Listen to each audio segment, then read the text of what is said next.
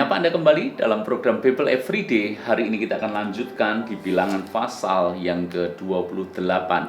Ibu bapak saudara semuanya, di bilangan pasal yang ke-28 ini berbicara banyak soal korban. Kita melihat di perikop yang pertama, korban pagi dan korban petang.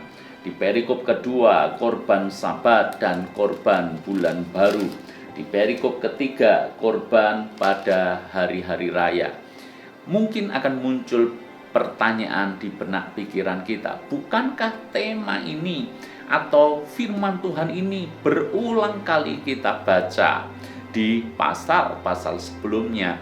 Di kitab Imamat ada, di kitab Bilangan ada, di Keluaran ada, berbicara terus soal korban, dan korban.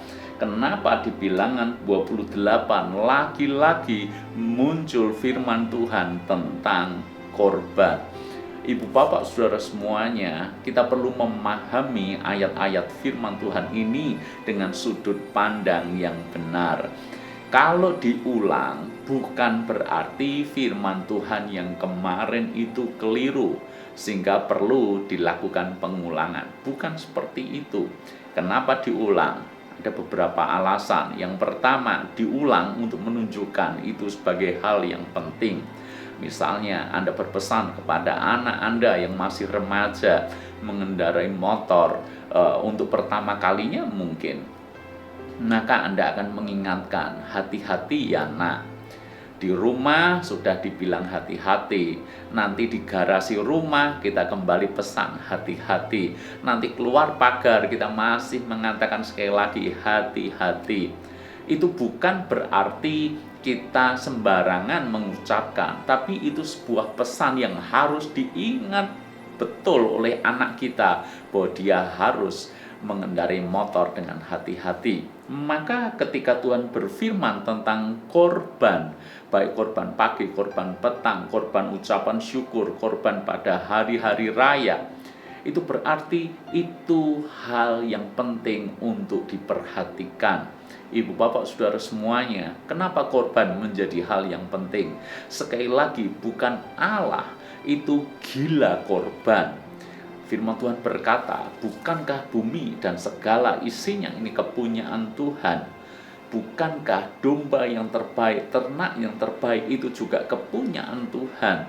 Jadi kalau Tuhan memerintahkan soal korban, bukan berarti dia kekurangan, bukan berarti dia gila penyembahan, tapi justru itu hal yang baik yang dilakukan umat Tuhan. Kenapa?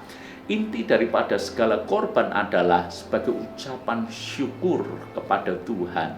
Orang Israel mempersembahkan korban itu karena ada ucapan syukur yang diungkapkan, yang diekspresikan. Itu sebabnya kalau kita aplikasikan di zaman anugerah ini, tentu saja kita tidak lagi memberikan korban berupa penyembelian domba, ternak, dan seterusnya. Maka yang kita perlu lakukan adalah korban ucapan syukur. Kenapa? Itu adalah hal yang penting. Firman Tuhan berkata, mengucap syukurlah senantiasa, sebab itu hal yang dikehendaki Tuhan bagimu. Ibu bapak saudara semuanya, ucapan syukur itu adalah korban terbaik. Dan Tuhan mengingatkan berulang kali, artinya bahwa setiap saat harus ada ucapan syukur dalam hidup kita kepada Tuhan. Bahkan ketika kita mengalami masa-masa sulit dalam hidup kita, belajarlah untuk tetap mengucap syukur kepada Tuhan.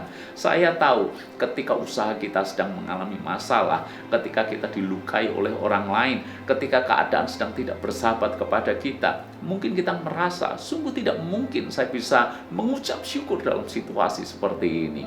Tapi ingat, ucapan syukur tidak ditentukan oleh situasi dan keadaan. Ucapan syukur itu justru tanda kita percaya bahwa Tuhan baik dan Tuhan pasti menyertai kita di dalam segala musim kehidupan kita. Ibu bapak, sekali lagi, hari ini kita belajar bagaimana bangsa Israel harus memberikan korban kepada Tuhan.